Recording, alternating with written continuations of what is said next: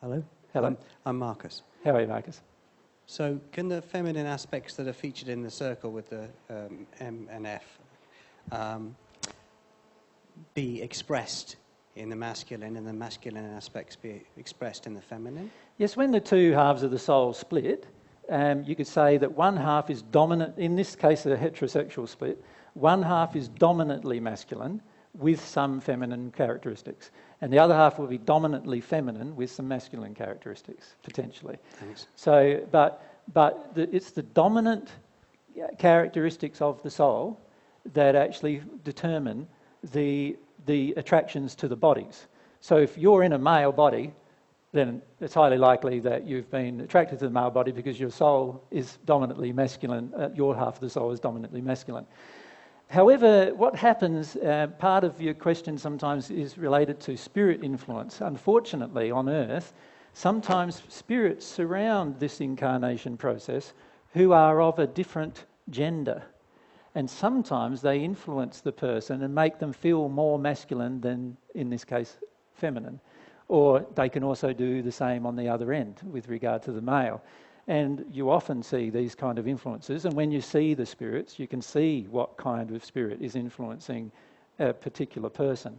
And so sometimes they feel like they're more feminine than they should be, or what they think they might be, but the reality is, if they're in a male body, their soul is a masculine attraction, so therefore they are the dominant masculine side, if you like, of the soul. Now, in the case of a soul that's splitting, which has a dominant masculine characteristics, if you like, one that's like this, with a little bit of femininity, if you like, and a dominant masculine, when it splits in half, that'll split into two male forms, right? And there'll be two male bodies attracted to that soul, right? And because there is a more femininity but they might appear to be more feminine in their nature than the average male. Does that make sense?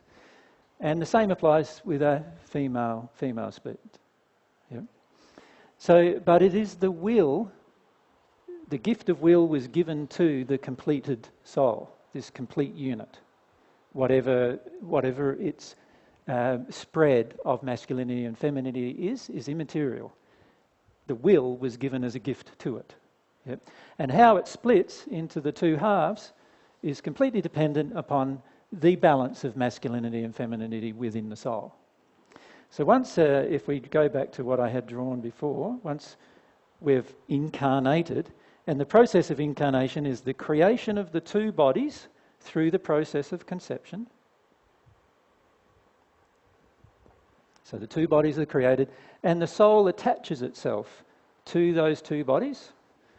Their attachments, you could think of them as electrical and impulse-based conduits through which information, energy, and other things flow, is the way you could conceptualize it. And these particular attachments allow the soul, the half of the soul, to experience the universe in which we live. And now that the soul is experiencing the universe in which it lives, it can then use this gift of will in any way it wishes, to a certain degree. And we'll talk about the degrees as we have this discussion further. So that's the basic process.